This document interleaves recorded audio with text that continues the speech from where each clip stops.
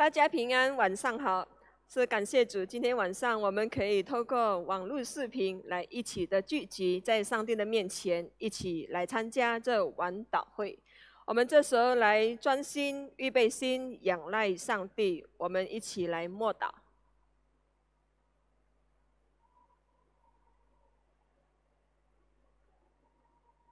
阿们。我们一起开声，来齐声，来向上帝来赞美，赞美上主大荣耀。我们唱中文，再唱印尼文。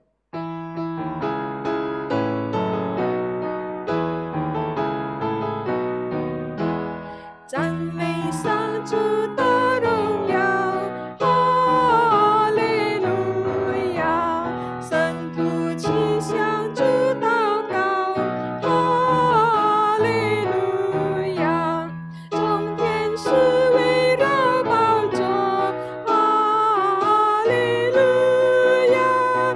同享主爱同欢乐，哈利路亚！赞美神天地为响，哈利路亚！高声颂主起赞扬，哈利路亚！世世代代都永久，哈利路亚！赞美歌声都不休，哈利路亚！赞美上主慈爱神，哈利路亚！赞美救主奇妙神，哈利路亚！真才赛子超柔神，哈利路亚！救赎的工尽完成，哈利路亚！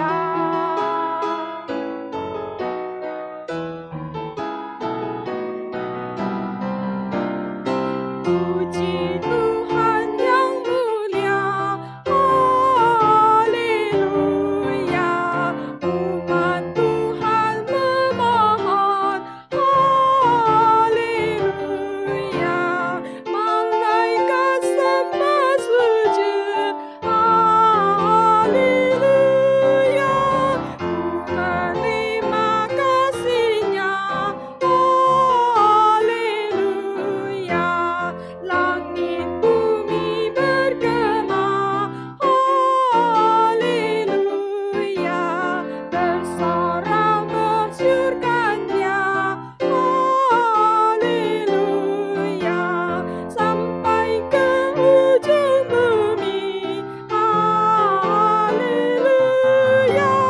tak hentinya puji Dia, haleluya. Puji Tuhan yang mulia, haleluya, kan segala berkat-Nya, haleluya, Dia mengutus anaknya, haleluya, genaplah tebusannya, haleluya。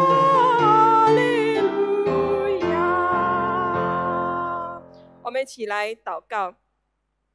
亲爱的恩主，爱我们的父上帝，引导我们的主圣灵，我们在这里齐心要来祷告，齐心专注在主你的面前。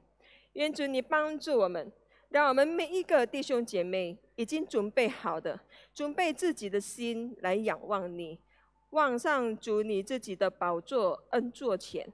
主啊，愿主你是透过这祷告与我们相见，是帮助我们，是透过主你的圣道，也是来教导我们、坚固我们、帮助我们在现在的时刻如何的来为主你见证你。主啊，感谢你，我们是这样子的祈求你交托祷告，奉主耶稣基督名求，阿们。我们接下来我们有请周燕妮传道，然后胡伟良弟兄来翻译。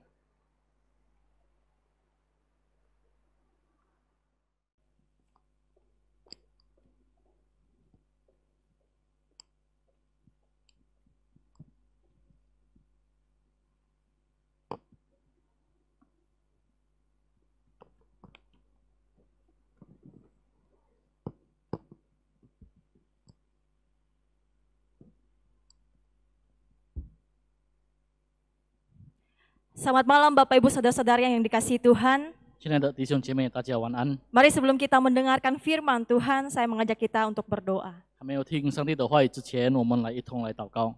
Tuhan, kami sungguh bersyukur ya Bapak untuk kesempatan yang baik yang Tuhan berikan bagi kami pada malam hari ini ya Bapak.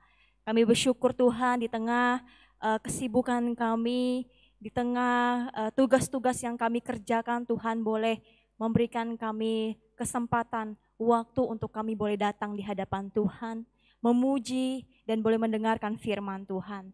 Tuhan Allah kami, Allah yang baik, kami menyerahkan waktu untuk mendengarkan firman Tuhan kami ke dalam tangan Tuhan.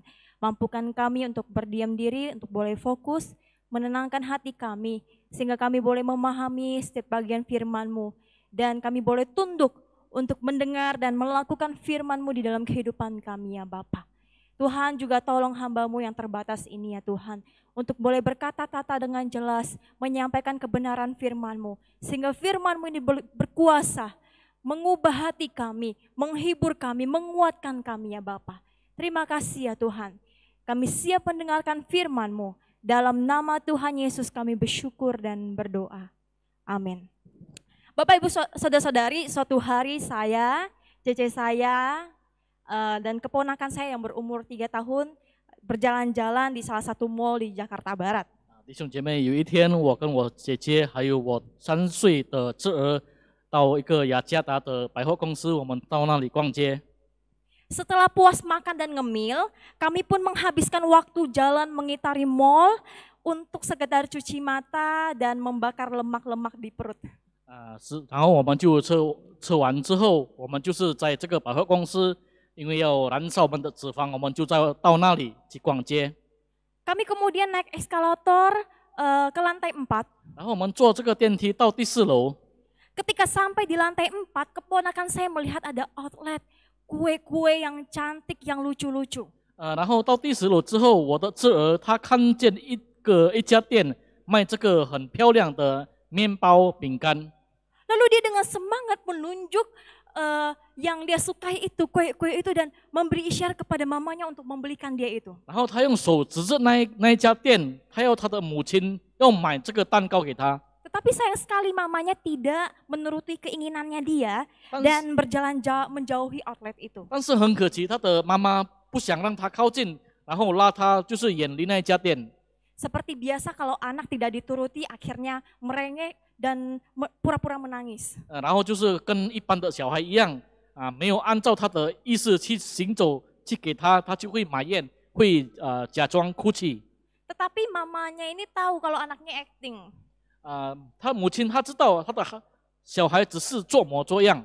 Dengan posisi setengah menangis, tiba-tiba dia melihat ada outlet es krim dan dia menunjuk es krim itu minta dibeliin lagi. 然后他就是半哭的，他就是看到一家店卖这个冰淇淋，他也是指着那一家卖冰淇淋的店。 Mamanya tetap tidak menuruti dan pergi menjauhi outlet es krim tersebut. 他的母亲没有按照他的意思，然后就是也是拉开远离这个冰淇淋店。 Keponakan saya yang tidak dituruti permintaannya kemudian dia menangis sejadi-jadinya. 我的这个侄儿没有顺他的意思来去行走，来买给他，他就是爆发的大哭了。 Karena situasi semakin tidak kondusif, saya dan cece saya kemudian memutuskan untuk pulang 是 saja. 因为情况不妙，所以我跟我姐姐决定就是直接回家。 Sesampainya di rumah, cece mengajak keponakan saya atau anaknya itu untuk berbicara. 到了家，我的姐姐就是要她的小孩，还有就是我的侄儿，就是邀请他跟他说话。 Dan memberi alasan kenapa tidak menuruti permintaan anaknya itu. 然后就是告诉他为什么我们没有按照他的意思。 Akhirnya saudara-saudari, drama antara ibu dan anak berakhir dengan bahagia. 然后到最后这个戏就已经结束了。 Bapak Ibu Saudara-saudari, rasanya menjengkelkan bukan kalau kita sangat menginginkan sesuatu lalu kita minta, tapi permintaan kita tidak dituruti. 我们会感觉到很这个恼怒。如果我们想要的东西，我们要求了，我们要了，但是没有顺我们的意思。 Begitu juga ketika kita minta sesuatu, kita berdoa di hadapan Tuhan. 我们祷告向上帝恳求也是一样。Sebagai orang percaya kadang ada hal-hal situasi dalam kehidupan kita yang di luar kemampuan kita. 就是我们成为基督徒，我们成为信主的人，有很多的事情就是在我们的掌控之下。 Dan ketika kita merasa kita tidak sanggup menghadapinya, refleks kita akan berdoa di hadapan Tuhan, minta tolong sama 当 Tuhan. 我们无法掌控的时候，我们就的反应就是我们要直接立刻向上帝祷告，向上帝恳求。 Harap-harap Tuhan memberikan jawaban yang instan atau sesegera mungkin agar permintaan kita terwujud dan masalah selesai. 我们盼望上帝会即刻的、会立刻的马上给我们答案，让我们的问题可以马上的解决。 Atau mungkin ada orang-orang yang bertahun-tahun berdoa di hadapan Tuhan, memohon, tetapi tidak kunjung dapat jawaban. 或是有一些人，他好几年向上帝祷告，向上帝恳求，但是还是没有得到答案。 Lalu melakukan doa perpisahan sama Tuhan. 然后跟上帝说了这个分别的祷告 Tuhan, 上帝啊， mungkin ini terakhir kali saya berbicara denganmu. 这可能是我最后一次向你祷告， Saya telah melayani engkau dengan sungguh-sungguh. 我是很专心的来服侍你， Saya telah mengorbankan waktu dan kesibukan saya untuk melayani engkau. 我已经为了你的服侍，为你而牺牲了我的时间，我的忙碌。 Namun kenapa engkau mengecewakan saya, Tuhan? 但是为什么上帝啊，你让我很失望？ Engkau tidak menyembuhkan penyakitnya. 你没有医治他的病， Maafkan saya, Tuhan. 上帝啊，对不起， Karena saya tidak akan melayani engkau lagi. 是因为我不再想服侍你。 Selamat tinggal Tuhan, 上 amin. 帝再见，阿门。 Karena merasa doa tidak dijawab, maka timbullah rasa kecewa. 是因为他的祷告没有得到上帝的回应，所以他会产生向上帝的失望， Benci kepada Tuhan, merasa Tuhan tidak mengasihi dan peduli kepada dia. 憎恨上帝，他认为上帝不爱他，上帝不关心他。 Bapak, Ibu, Saudara-saudari, maka muncul pertanyaan-pertanyaan dalam diri kita. 然后在我们的生命在我们里面就产生了许许多多的问题。 Mengapa doaku tidak terjawab? 为什么我的祷告上帝没有回应呢？ Apakah benar Tuhan tidak menjawab doaku? 是不是上帝真的不想答复我的祷告？ Saudara-saudari, melalui perenungan firman Tuhan pada malam hari 弟 ini, 兄姐妹，透过今天晚上上帝的话语， setidaknya firman Tuhan memberikan 3 alasan kepada kita kenapa doa kita tidak dijawab. 至少有3个的理由，为什么我们的祷告上帝没有回应。 Pertama, karena doa kita tidak sesuai dengan rencana Tuhan. 第一点，就是因为我们的祷告不合乎上帝的旨意。 Di dalam Yakobus pasal 4 ayat 3, 在雅各书第4章第3节， dikatakan, atau kamu berdoa juga tetapi kamu tidak menerima apa-apa karena kamu salah berdoa. Sebab yang kamu minta itu hendak kamu habiskan untuk memuaskan hawa nafsumu. 你们求也得不着，是因为你们妄求，为了要浪费在你们的喜乐中。 Saudara-saudari, apa artinya doa yang ditujukan untuk memuaskan hawa nafsu? 这个祷告就是为了要满足自己的欲望，是什么意思呢？ Doa yang bertujuan untuk memuaskan hawa nafsu adalah doa yang ditujukan untuk kesenangan diri kita sendiri. 这个祷告就是为了要满足自己的利益， Yang memberi keuntungan diri kita sendiri. 是给我们有利益的。 Dengan kata lain, kita ingin jawaban doa kita sesuai dengan apa yang kita inginkan. 换句话说，我们的祷告就是要按照我们的计划来实行， Yang sesuai dengan rencana kita. 是按照我们自己的计划。 Kita berusaha mengontrol Tuhan melalui doa-doa itu supaya Tuhan mengerti apa yang kita mau. 我们就是透过祷告，我们要尽量的来控制上帝，让上帝来了解我们所想要的， Dan Tuhan bisa terbujuk dan menjawab doa kita. 然后像上帝可以被说服，然后可以回答我们的祷告。 Saudara-saudari, orang yang berdoa untuk kesenangan pribadi tidak akan peduli apakah doanya sesuai atau berlawanan dengan kehendak Allah. 弟兄姐妹，一个人如果按照自己的乐意来祷告，他就是不管是不是会合乎上帝的旨意， Ia juga tidak akan mempertimbangkan apakah doanya membawa kebaikan atau keburukan. 他也是不会去考虑他的祷告会不会带来有益处， Karena hanya berfokus pada kesenangan pribadi. 是因为只是重心放在自己的利益上。 Alasan lain doa ini tidak akan mendapatkan hasil adalah karena hawa nafsu. 其他的理由为什么祷告没有被回应，是因为有关于自己的私意。 Hawa nafsu merupakan manifestasi dari perbuatan daging. 这个失意就是我们肉体上的这个作为， perbuatan daging yang tidak berkenan di hadapan Allah. 是没有合乎上帝的旨意的作为。 Mereka atau kita yang ada di dalam Kristus 我们在基督里面的人， perlu belajar untuk menyalipkan hawa nafsu 我们要学习如何定我们的失意， dan segala keinginan kita, 还有一切我们的欲望， lalu memberi diri hidup dipimpin oleh Roh Tuhan. 然后要把自己让上帝带领。 Saudara-saudara, ketika Cece saya rekonsiliasi dengan anaknya, yaitu keponakan saya, 就是刚才的故事，当我的姐姐跟我的侄儿，就是他的小孩一起谈论的时候， Cece berusaha menjelaskan dengan bahasa yang sederhana kenapa dia tidak menuruti keinginan anaknya ini. 我的姐姐就是很简单的语言来解释给她的孩子为什么没有顺她的意。 Beberapa alasan Cece jelaskan kepada anaknya. Pertama, 第一，她有很多的理由来解释给他听。 mereka sudah makan dan ngemil sebelumnya. 就是他解释给他理由。第一点就是之前已经吃喝了， Dan Cece tahu bahwa anaknya ini udah kenyang. 姐姐知道她的孩子已经吃饱了。 Kedua, Cece tahu bahwa anaknya bukan benar-benar menginginkan makanan itu. 第二点就是姐姐知道她的孩子不是真正的很想要这个饼干， Alias dia hanya penasaran dan hanya lapar mata saja. 她只是好奇，因为这个饼干很引人注目。 Belajar dari pengalaman sebelumnya, 她从过去的经验学习。 Cece pernah beliin apa yang anaknya mau ini, 我的姐姐曾经，她小孩所想要的就是直接买给她， tapi anaknya cuma makan dikit, habis itu nggak mau lagi. 她的小孩只是吃一点点，然后就不想吃了。 Karena merasa sayang dengan makanan itu, maka Cece menghabiskannya 所以因 sendiri. 为感觉到这个食物很可惜，所以她自己吃完。 Akhirnya Cece berkata kepada anaknya 然后姐姐跟她的孩子说， bahwa dia akan membelikannya nanti ketika anak benar-benar membutuhkan makanan itu. 她会买给他，如果你真正的很需要的时候，会买给他。 Sama juga dengan doa.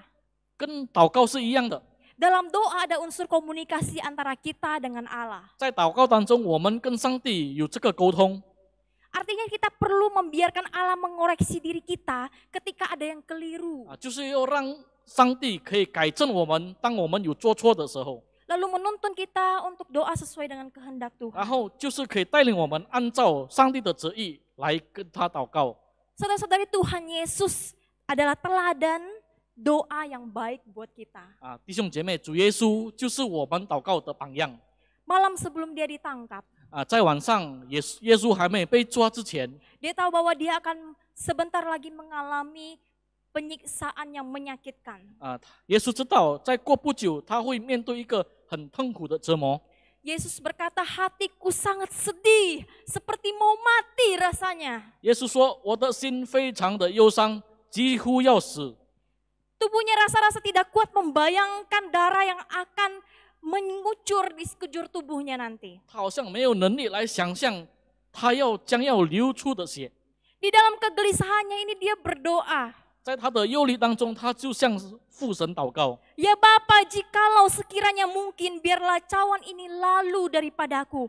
Tetapi janganlah seperti yang kukehendaki, melainkan seperti yang engkau kehendaki. 耶稣说：“我父啊，如果可能，求你使这杯离开我，然而不是照我的愿，而是照你的愿。” Di tengah kegentarannya, Yesus memilih untuk mentaati apa yang menjadi kehendak Bapa. 在这个在痛苦当中，耶稣就选择来顺服上帝的旨意。 Inilah doa yang harus diikuti oleh orang-orang percaya. 这个就是我们信主的人必须要做的祷告。 Bukan kehendakku, melainkan kehendakmu. 不是我的旨意，反而是上帝的旨意。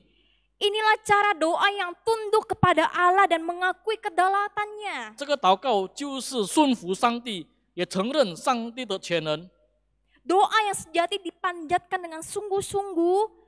一个忠诚的祷告，就是我们要有诚实的心向上帝祷告。 Tetapi juga dipanjatkan dengan hati yang tunduk dan taat kepada kedaulatan Allah. 也是承认上帝的全能，顺服上帝。 Doa yang penuh permohonan dan harapan untuk didengar. 是一个充满恳求、充满盼望的祷告。 Tetapi juga penuh dengan kerelaan untuk menjalankan apa yang Allah inginkan. 但是我们也是要有意愿来实行上帝的旨意， bukan yang saya inginkan. 不是实行我们的旨意。 Saudara-saudari, alasan kedua mengapa doa kita tidak dijawab. 第二个理由，为什么上帝没有回应我们的祷告？ Kedua, Tuhan punya rencana yang lebih baik. 第二点就是上帝有更好的计划。 Bapak Ibu Saudara-saudari, ada pertimbangan-pertimbangan lain yang membuat Allah tidak mengakui atau mengabulkan doa seseorang. 弟兄姐妹，当上帝没有回应我们的祷告的时候，上帝有其他的考量。 Allah kadangkala tidak memberikan apa yang kita mohonkan kepadanya. 上帝有时候没有给他我们所求的， Sebab Allah ingin memberikan yang lebih baik. 是因为上帝要给我们的是比这一些我们想要的更好。 Hal ini tidak perlu mengagetkan kita karena Allah di dalam Efesus 3 ayat 20. 这个我们没有感到惊讶，因为在圣经在以弗所书第3章20节， Dapat melakukan jauh lebih banyak daripada yang kita doakan. Allah dapat melakukan jauh lebih banyak daripada kita doakan atau pikirkan. Seperti yang ternyata dari kuasa yang bekerja di dalam kita. 就是上帝能照着运行在我们的心里的大能，充充足足的成就一切，超过我们所求所想的。 Itu yang Paulus katakan 这个就是保罗所说的话， dan yang dia alami. 是他保罗亲身经历的。 Seperti juga yang dikatakan oleh pemazmur di dalam Mazmur 37 ayat 5. 就好像诗人在诗篇37章第5节， Serahkanlah hidupmu kepada Tuhan dan percayalah kepadanya dan ia akan bertindak. 当将你的道路交托给耶和华，并依靠他，他就成全你。 Hal ini dialami oleh Paulus sendiri, saudara-saudari. 这个就是保罗所亲身经历的。 Paulus memohon kepada Allah agar mengambil duri dalam dagingnya. 保罗恳求上帝在他身上的刺要远离他。 Permintaan ini jelas tidak salah. 这个要求是其实没有错的， Karena duri dalam daging ini adalah seorang utusan iblis yang menggocoh Paulus. 因为这个一根刺在他的身上就是魔鬼撒旦。 Bukankah membebaskan diri dari utusan iblis itu baik? 不是从这个魔鬼撒旦得自由是很好的事情吗？ Dan Paulus juga pasti mendoakan dengan penuh iman. 保罗一定也是充满信心的向上帝祷告。 Begitu banyak tanda dan mujizat yang dilakukan Allah dalam pelayanan Paulus. 在保罗的服事当中，上帝也是做了许许多多的神迹，还有记号。 Paulus juga memiliki kerohanian yang baik. 保罗也是有一个很好的属灵， Dia diangkat sampai ke surga tingkat ketiga. 他被提升到这个天国的第3层。 Apakah ketidakmauan Allah mengambil duri dalam daging adalah sesuatu yang negatif? 当上帝不挪移这个在保罗身上的刺，是一个很消极的事情吗？ Sama sekali tidak, saudara-saudari. 这个绝对不是。 Paulus sendiri akhirnya memandang hal itu sebagai wujud kebaikan Allah. 保罗自己把这件事情看成一个上帝对他的美好。 Maksud dari semua itu adalah untuk menjaga Paulus dari kesombongan. 这一切的含义就是要让保罗远离骄傲。 Dengan membiarkan Paulus hidup dalam kelemahan, Allah sedang mengajar Paulus untuk mengalami kuasanya yang sempurna. 让保罗活在软弱当中，上帝就是教导保罗要如何经历上帝大潜能的完美的潜能。 Pada akhirnya Paulus akan semakin memahami kasih karunia Allah dengan satu perspektif yang baru. 到最后，保罗是以一个新的角度来看，上帝是慈爱的上帝。 Jadi saudara-saudari, doa Paulus tidak dijawab karena Allah mempersiapkan yang lebih baik bagi dia. 所以弟兄姐妹，当保罗的祷告没有被回应的时候，是因为上帝正在预备给保罗是最好的。 Doanya tidak dijawab sekalipun ia telah berdoa dengan iman dan menjaga kekudusan. 虽然他已经维持了他的信心，维持了他的圣洁，没有答复保罗的祷告， Tapi Tuhan tidak meninggalkan dia dan menyediakan yang terbaik bagi dia. 但是上帝没有离开保罗，甚至把最好的也赐给保罗。 Ada seorang kakek yang sudah tua. 有一个老爷爷， Dia tinggal di sebuah rumah di pinggiran desa. 他住在一个村庄的边缘。 Kakek ini adalah seorang yang rajin dan saleh dalam beribadah. 这位老爷爷是一个很虔诚、很努力敬拜上帝的人。 Si kakek dikenal seluruh desa karena kebaikannya menolong orang-orang yang ada di desa dan dia adalah taat orang yang taat beribadah. 这位老爷爷很有名，是因为他很喜欢帮助人，他也很虔诚的来敬拜。 Namun pada suatu hari turun hujan yang sangat lebat di desa tersebut dan air dengan sangat cepat naik ke atas. 然后有一天下大雨，然后这个水就淹到上面了。 Orang-orang di desa itu diinstruksikan untuk mengungsi dan membawa barang-barang mereka meninggalkan rumah. 然后这整个村庄的人被命令要撤离，要带他们的东西离开这个地方。 Si kakek ini pun tidak luput dari situasi banjir tersebut. 这个老爷爷是躲不开这个淹水， Tetapi sebagai orang beriman dia berusaha berdoa memohon Tuhan menghentikan hujan yang lebat itu. 但是因为他自己觉得他是有信心的人，他想要向上帝祷告，他不想离开这个地方。 Tak lama setelah dia berdoa, datanglah kepala desa yang hendak menjemputnya dengan kendaraan jeep. Tetapi si kakek menolak dengan halus. 过不久，有这个村长开这个吉普车来接这个老爷爷，但是老爷爷拒绝了。 Dia percaya bahwa Tuhan akan mendengar doanya, menjawab doanya, dan segera menghentikan hujan yang lebat 老爷 tersebut. 爷很深信上帝会听他的祷告，然后叫这个大雨停下来。 Lalu kepala desa itu pergi dengan cemas. 这个村长很担忧的，就是离开了。 Tapi karena kepala desa itu percaya bahwa ini kakek adalah orang yang saleh dan Tuhan akan menolong dia. 这个村长他相信老爷爷是一个很诚实的人，上帝一定会听他的祷告。 Tetapi hujan ternyata turun lebih deras, lebih lebat. 但是过后雨越下的越大， Si kakek pun sudah berjongkok di atas lemarinya. 这个老爷爷已经蹲在他的这个衣柜里面。 Dengan perasaan cemas dia berdoa di hadapan Tuhan, meminta Tuhan untuk menghentikan hujan tersebut. 他很担忧的恳求上帝要叫这个雨停下来。 Tak lama datanglah Legu penyelamat dengan mengendarai perahu karet dan berteriak-teriak agar kakeknya ikut gitu. 过不久有这个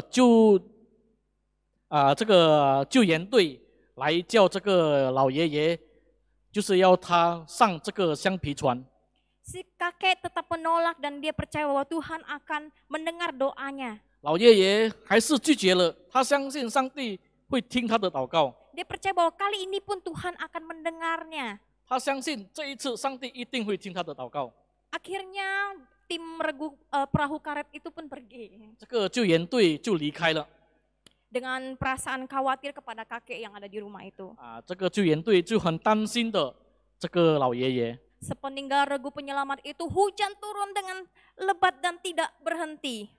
这个救援队离开之后，雨越下更大的。 Si kakek udah berdiri di atas atap dan berteriak dengan suara keras berdoa kepada Tuhan. 老爷爷已经站在屋顶上，他呼喊的祷告， Meminta Tuhan menghentikan hujan itu. 他呼求上帝要把这个雨停下来。 Lalu terdengarlah deru helikopter yang semakin mendekat. 然后听到有这个直升机的声音， Orang yang ada di helikopter itu segera mengulurkan tali 直升机的人就是用绳子丢下来， supaya kakek itu bisa naik, tetapi kakek itu menolak. 叫这个老爷爷上来，但是这个老爷爷就拒绝了。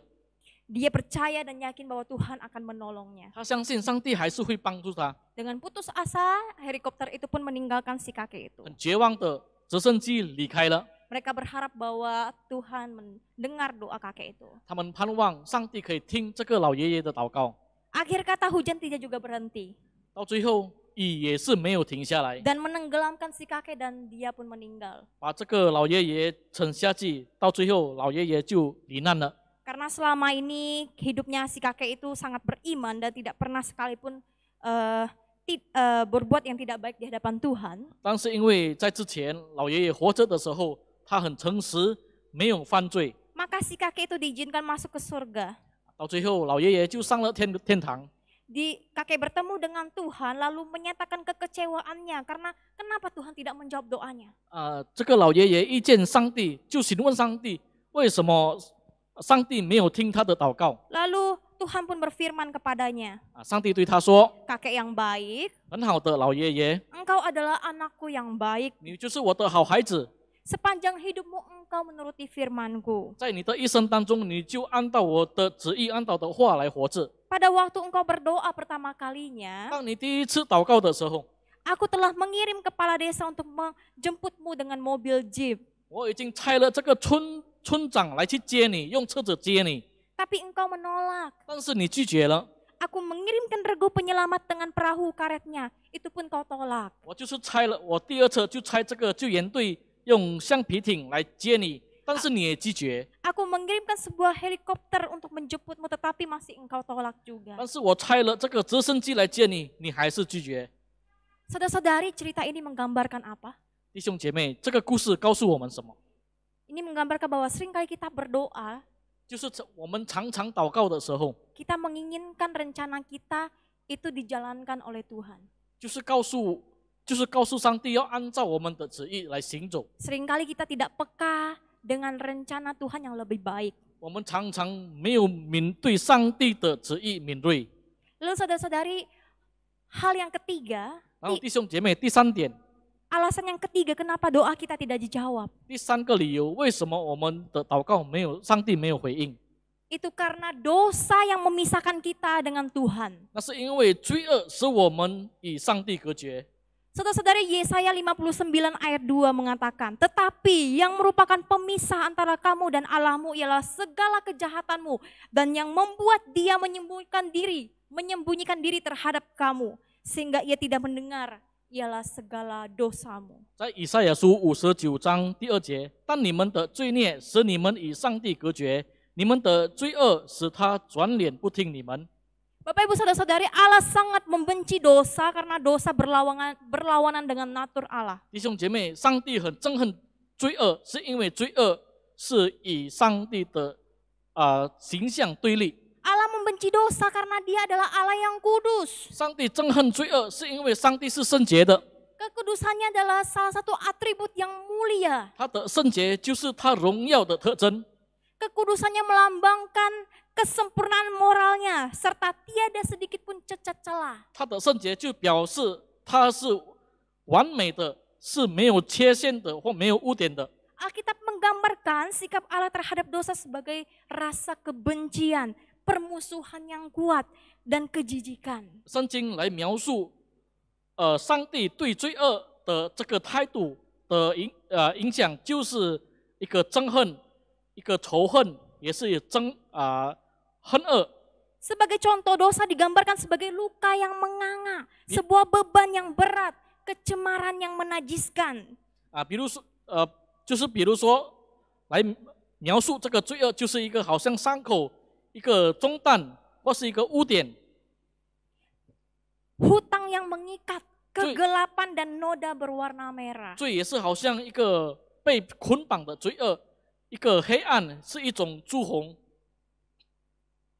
Kemungkinan besar Allah tidak menjawab doa kita karena kita masih hidup dalam dosa. 上帝没有答复我们的祷告，有很大的可能是因为我们还活在罪恶里面。 Hati kita masih tersimpan dosa dan kejahatan. 我们的心里面还有罪恶。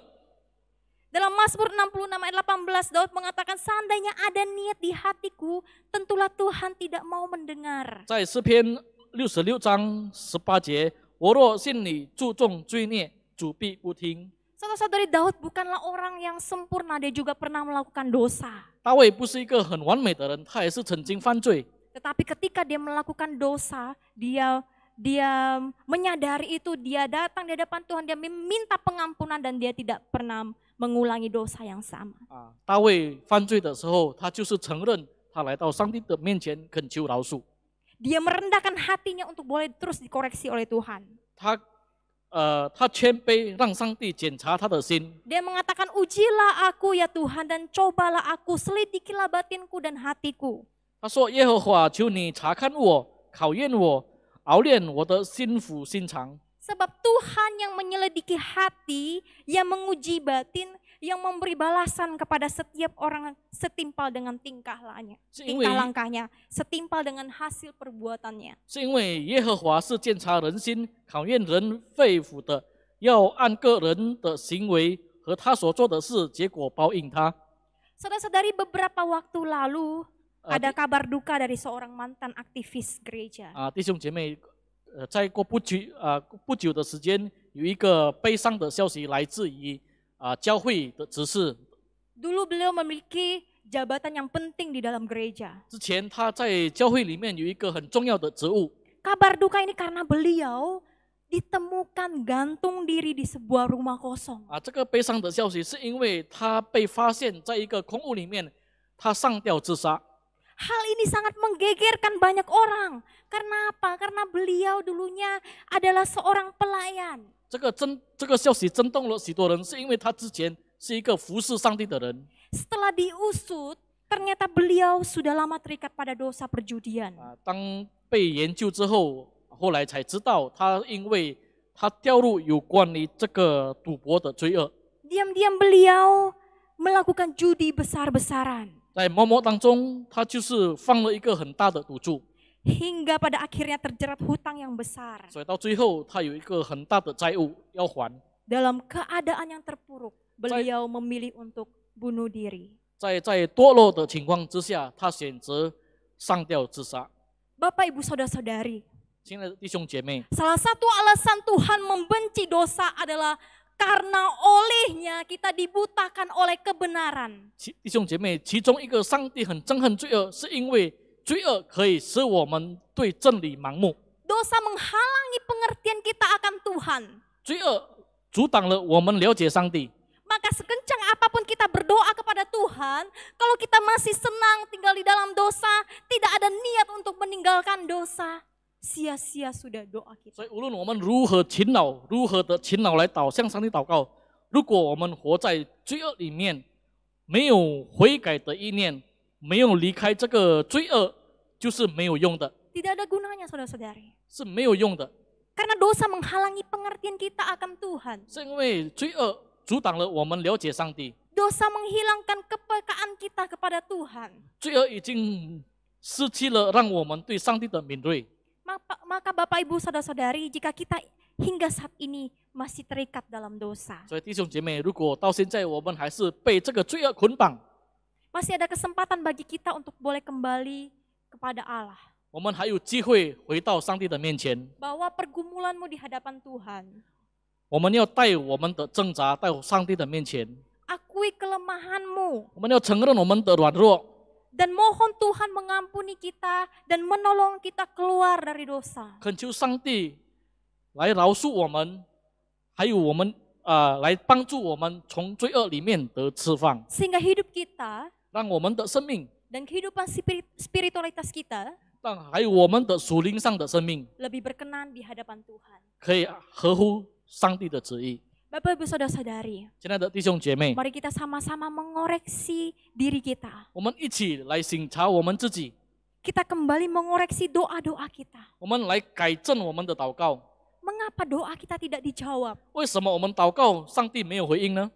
Apakah karena keinginan saya tidak sesuai dengan rencana Allah? 是不是我的欲望没有合乎上帝的旨意？ Atau Allah memiliki rencana yang lebih baik? 或是上帝有更好的计划？ Atau karena saya masih hidup di dalam dosa? 或者我还是活在罪恶里面？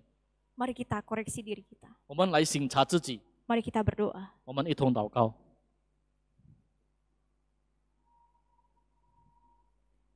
Tuhan Allah kami datang di hadapan-Mu Tuhan. Kami bersyukur karena Tuhan masih bersuara. Tuhan masih mengingatkan kami melalui firman-Mu Tuhan. Untuk kami segera kembali kepada Tuhan. Di dalam pergumulan kami, kenapa Tuhan tidak menjawab kami? Tidak menjawab doa keinginan kami Tuhan. Kami kembali mengoreksi diri kami. Bahwa kemungkinan kami berdoa karena kepentingan diri kami sendiri. Apa yang kami doakan tidak sesuai dengan rencana Tuhan. Atau Tuhan memiliki rencana yang lebih baik di dalam hidup kami. Atau karena dosa kami yang membuat kami, menghalangi kami untuk boleh dekat kepada Tuhan. Tuhan tolong kami ya Tuhan untuk kami boleh menjadi orang-orang percaya yang lebih baik lagi. Kami boleh semakin berkenan lagi melalui doa-doa yang kami panjatkan. Ketika kami salah Tuhan, mohon Tuhan mengoreksi kami. Dan kami boleh dengan rendah hati, kami boleh taat kepada kehendak Tuhan. Kami boleh rendah hati, kami boleh mengakui bahwa kami manusia yang terbatas. Manusia yang penuh dosa. Manusia yang Tidak ada apa-apanya tanpa Tuhan. Tuhan, kami menyerahkan kehidupan doa kami ke dalam tangan Tuhan. Sehingga makin hari kami boleh semakin menjadi pribadi yang bertumbuh di dalam doa. Dalam nama Tuhan Yesus kami bersyukur dan berdoa. Amin.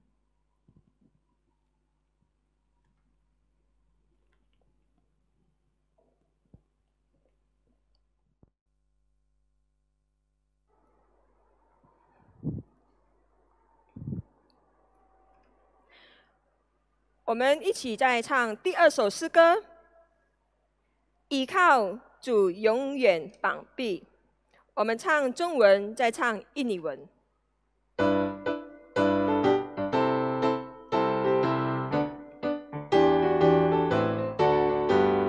何等的神教，何等的欢喜，依靠主耶稣永远膀臂。何等的平安，何等的福气，依靠主耶稣永远膀臂。依靠，依靠，平安稳妥，危险远离。依靠，依靠，依靠主耶稣永远膀臂。我满心欢喜，庆祝这路程，依靠主耶稣永远膀臂。日日的光荣照亮我旅途，依靠主耶稣永远膀臂。依靠，依靠，平安稳妥，危险远离。依靠，依靠，依靠主耶稣永远膀臂。我不用畏惧，我不用惊慌，依靠主耶稣永远膀臂。我们有平安，主在我身旁，依靠主耶稣永远膀臂。依靠，依靠，平安稳妥，危险远离。依靠，依靠，依靠主耶稣永远膀臂。Amatlah senang dan bahagia. Amatlah senang dan bahagia, sandar pada lengan yang kekal. Amat besarlah damai berkatnya, sandar pada lengan yang kekal. Sandar, sandar, Tuhan aman tiada bahaya. Sandar, sandar, sandar pada lengan yang kekal. Sungguhlah indah jalan musafir, sandar pada lengan yang kekal. Terang dan cerah langkah jalanku, sandar pada lengan yang kekal. Sandar, sandar, ku aman tiada bahaya. Sandar, sandar, sandar pada lengan yang kekal. Ku takkan cemas, ku takkan takut, sandar pada lengan yang kekal. Hatiku aman dia di sisiku, sandar pada lengan yang kekal. Sandar, sandar, ku aman tiada bahaya. Sandar, sandar, sandar pada lengan yang kekal。我们一起来先感恩祷告。我们有3个点，就是第一，感谢主上帝在这艰难的时刻仍恩待我们的国家；第二，感谢主是给我们机会来继续服侍他；第三，感谢主在我们的工作与生活的眷顾与保守。我们为这个3个点，我们一起来感谢。主啊，主啊，我们感谢你，我们向主你的感恩，因为在我们的每一个的日子里面，我们有看到主你是一个荣耀的救主，主你是一个又真又活的神，而是帮助我们的国家。主啊，在这艰难的最时刻里面，我们也感谢你，因为主你这样子的不离不弃来帮助我们这国家，来恩待我们的国家。主啊，是的，感谢，我们也感谢你，是主你也是帮助我们每一个弟兄姐妹，每一个的人都可以这样子的有机会来继续的来服侍你，是无论在家中的服侍，无论在外面的服侍，无论在教会里面的服侍，主啊，我们都要来感激你。主啊，感谢你使用我们，感谢你这样子的继续来激励我们，帮助我们。主啊，我们为着是主你的同在，在我们每一个的工作上，每一个的是生活里面，我们的一切的这个有主你的眷顾与保守，我们也感谢你。感谢主你这样子的是藏在我们的心中里面，帮助我们，来激励我们，来安慰我们。主啊，我们这样子的是感谢你，祷告祈求，奉主耶稣基督名求，阿们。我们继续为我们的本国、我们的国家来祷告。在这个疫情里面的扩散的期间，事情也是为我们印尼的治安的问题祷告。第二点就是请大家也为这个发病的医治的病患祷告，可以日益的增加。第三点，也为我们前线作战的医护人员和警员来代祷，并后盾协助的志工们，我们为他们来祷告，愿上帝赐给他们健康与体力。我们为这个3个点，为我们的国家来齐心齐力祷告。主啊，主啊，我们这时候我们仰望你，因为主你是这样子的恩待我们的国家，我们的献上在主你脚前，我们要继续为我们的国家来继续努力的祷告。主啊，我们就这样子的为我们国家，在现在这个疫情的扩散的期间，愿主你是帮助这个一切的治安都可以有一个良好的治安，也帮助是周贵总统都可以有聪明与智慧，都可以有一个激励的心，都可以是帮助他的每一个的部下，都可以同心一灵的来带领这国家，也是帮助这国家一切的治安都能平平安安。在这个疫情的扩散里面，都可以不要在这个疫情的当中，原来是让更多的人这样子的发病。主啊，愿主你是怜悯，愿主你施恩，愿主你帮助。我们也为着每一个的是大家，这已经在主你面前，就是来依靠你的，他们已经在这个病发里面，他们的这个日益的一切的仰望都在主你里面，他们只能依靠你。愿主你是让他们发病的弟兄姐妹，让他们发病的每一个人，这个病患者都可以日益的坚强起来。主啊，坚固他们的信心，坚固他们的体力，帮助他们有一个好的这个免疫系统，是日益的可以增加这个病患这个痊愈的患者的这个增加的人数。主啊，你就在他们当中来运行，做主你的善工，做主你一个救赎的工作。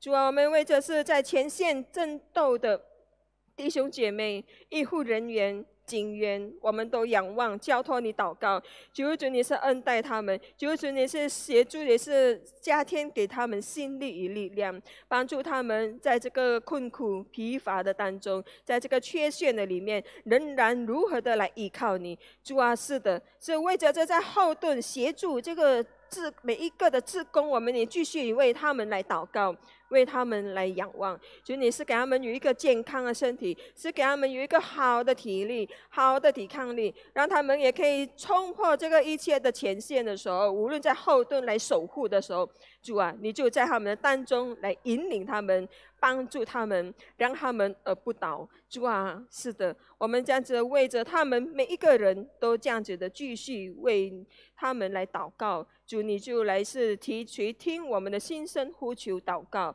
我们这样子的仰望，奉主耶稣基督名求，阿们。我们要为我们的本堂的青少年来祷告，是第一，是本堂的青少年，是为他们来祷告，无论在国内或者在国外的求学的这个弟兄姐妹的孩子们，为他们是深愿是上帝来赐福他们这个努力来学习，在侍奉中也可以在事业中，也可以蒙上帝的恩待。我们为他们来祷告，也为他们这个青少年在每一日的生活，而且并媒体中，也可以满有主的智慧，成为光和盐。第三点就是为他们无论在何处，都能够融入于这个建造他们信心的社群里面，有一个好的社群，让他们有一个好的培育。我们为我们年轻人来祷告，请。是的，主，我们又回到主的面前，为我们的年轻人来祷告，为我们的青少年们，他们的对主你的信心与仰赖。愿主你是帮助他们，在这每一个的他们在求学当中，无论在国内外的求学，我们都继续交托你祷告。主啊，你是他们唯一的神，你是他们唯一的避难所与帮助。在这样子的扩散的疫情里面，他们仍然要主你的看顾与保守。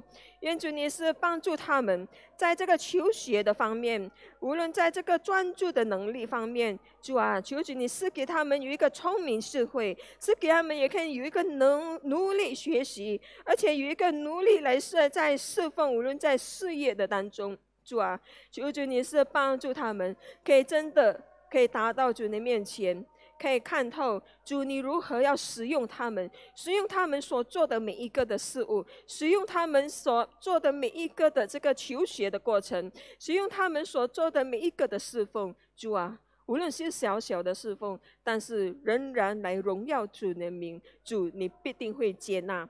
愿主你是帮助我们青少年，是在他们的每一日的生活，无论在这个媒体的当中，主啊，你让他们有一个智慧的能力，来是成为光，成为盐，帮助他们在这个无论任何的地方，无论任何的角落，还有无论任何的时间，主啊，你都要使用他们，可以成为主你一个传播的能力，可以成为主你一个荣耀主你的一个的器皿。主你是高抹他们的口，主你是高抹他们的手，是帮助他们所写出来的每一个的字句都可以赞美主的名，可以成为他们个人是对周遭的弟兄姐妹的一个的帮补的力量。主啊，你就在他们当中来运行，帮助他们。我们也为这是我们的青少年们，无论在何处的地方，都可以融入在每一个他们这社群好的社群里面，可以是建立他们信心的社群里面，有好的事情，有的好的培育，能来是帮助他们可以这样子的成长起来，来依靠主你的势力与能力。主啊，是的，我们这样子为我们青年人来祷告仰望的时候，主，我们相信你不会放手，主，我们相信你必定会在他们的前头来行走，让他们有一个仰赖的心，让他们也可以仰望主你的十字架的心，帮助他们有一个耐心与诚心来信靠你的心。主啊，是的，感谢我们这样子的祈求，你交托祷告，奉主耶稣基督名求，阿们。我们继续为我们的晚祷会来祷告，是情愿说在每一个的会友里面拥有这个爱慕同心参与晚祷会的一个心。我们第二点，我们也要为是今日晚祷会可以是带出我们是对这个复兴之灵，个人的复兴就在此。第三点就是为我们每一个牧者来预备讲章的过程，都能蒙上帝的恩待，愿神的圣道成为大家的祝福与帮助。我们为这个三个点，我们一起齐心来祷告。主啊，主啊，我们这时候我们又回到主的面前，为我们自己的本堂的晚祷会也仰望交托你祷告。愿主你是放入主你一个祷告的心，在每一个的会友，就是让他们都可以有一个爱慕，与主你亲近，来祷告，与主你相同。是在这个每一个的弟兄属主你的这个每一个的弟兄姐妹，每一个的圣徒们，在祷告当中与主你相遇。主啊，你就在这接着祷告，是给我们有一个合一的心，帮助我们是这样子的来不断的来是参加这个晚祷会的时候，让我们也可以从心底里面深处的心底里面，能来是感受到真实与主你同在的时刻。主啊，主啊，是的，我们在这借着今天晚上的晚祷会，我们也要是感受到主你这样子的复兴我们的灵，也是帮助我们的对主你的灵，帮助我们对主你一个的信心与信仰的根基。愿主你是帮助我们，是触摸我们，让我们有一个祷告的权柄的时候，让我们可以好好的使用，可以好好的是成为主你一个成为个人每一个周遭的弟兄姐妹，以祷告来支撑着他们，来是帮助他们。主啊，是的，主，我们这样子的是，我们没有办法来是到他们面前，但是我们可以用祷告来是互相支持，互相帮助他们。我们求主你是帮助，是在这借着每一个的牧者们，一切的讲章，一切的准备都能顺顺利利。愿主你是透过主你的圣道，也是让主你的话语的释放，也可以成为每一个的弟兄姐妹的听者的祝福。愿主你是带领我们，保守我们，在这透过是今天晚上晚祷会，或者在是下一次的晚祷会，都可以在晚祷会当中可以享受在祷告当中一切的甜蜜与甘甜。主啊，是的，感谢你，因为这个的灵你的需要的祷告，主你所赐给我们一切的能力，你就要在我们的当中每一个弟兄姐妹个体的当中，能来放入在主你的旨意里面。愿主你是交托，也帮助我们，带领我们，引领我们的前面的路程。我们这样子以祷告的心来交托，愿主你垂听我们的心声呼求、祷告、仰望，奉主耶稣基督名求，阿们。我们这时候，我们为我们个人来祷告，我们是想念我们自己每一个人一切的肢体，然后每个人的需要，我们这时候来安静下心，来是深沉的在神的面前来看透我们的心思意念，我们完全交给上帝。我们要相信上帝会为我们而承担而成就。我们一起来在心中里祷告，仰望上帝。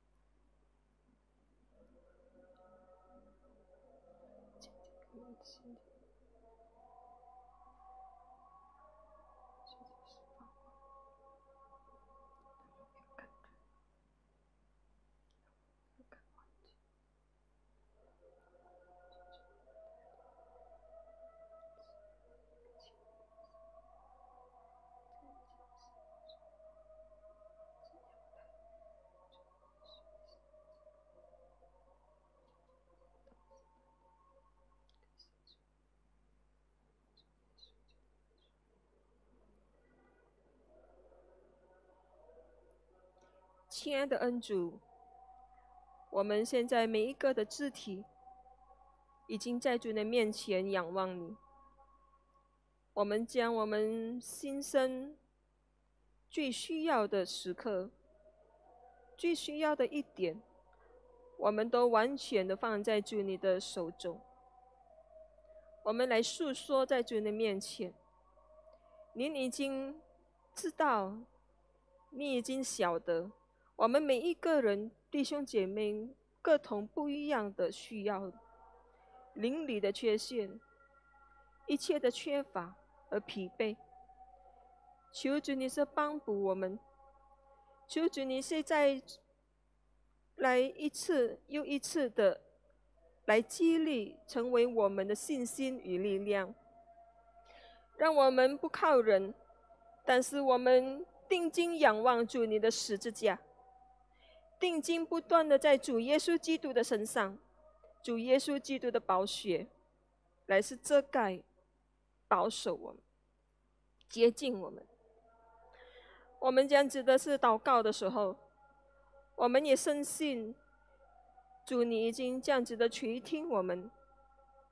愿主你是给我们有一个安慰的心，让我们也可以继续来奋斗，来奔跑这一条道路。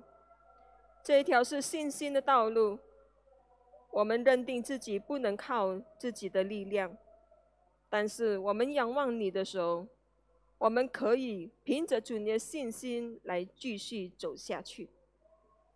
感谢主，你自己亲自的同在；感谢主，你是不离不弃的爱我们，带领我们。我们这样子的祷告，你祈求，乃是奉靠我主耶稣基督名求，阿们。大家请起立。我们以主祷文来结束祷告，然后我们领受上帝的赐福。我们在天上的父，愿人都尊父的名为圣。愿父的国降临，愿父的旨意行在地上，如同行在天上。我们日用的饮食，今日赐给我们，赦免我们的罪，如同我们赦免得罪我们的人，不叫我们遇见试探，拯救我们脱离凶恶。因为国度、权柄、荣耀，全是父的，直到永远。阿们。我们领受上帝的赐福。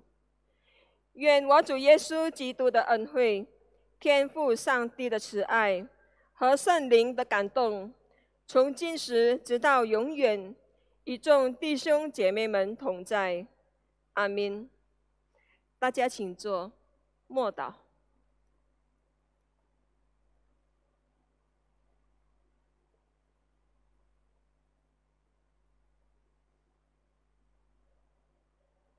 祝大家平安、喜乐、安康，神同在。阿们。